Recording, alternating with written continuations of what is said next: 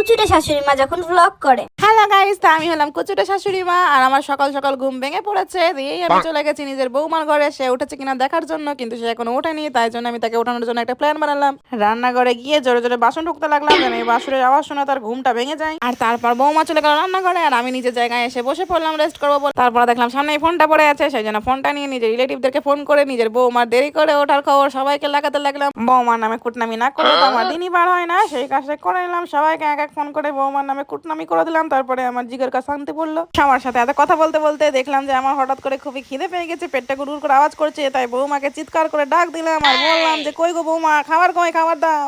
বৌমা আমার সাথে সাথে সুন্দর সুন্দর খাবার নিয়ে চলে আসলো। আর খাবারগুলো টেস্ট অনেক সুন্দর ছিল, কিন্তু যতক্ষণ না আমি কোনো খুদ বের করবো ততক্ষণ তো আমার মনে শান্তি হবে না। সে জানোই খাবারে বেশি ঝাল হয়েছে বলে বৌমাকে দু চারটা কথা শুনিয়ে দিলাম। তারপর চারিদিকে বাড়িতে ঘুরে দেখলাম কোথাও কিছু নোংরা নেই, সবকিছু বৌমা পরিষ্কার করে রেখেছে। কিন্তু একটু আলমারির ফাঁক দিয়ে ভালো মতো নোংরা বের করে আমি চলে গেলাম নিজের ছেলের কাছে বৌমার শিকায়াত করতে।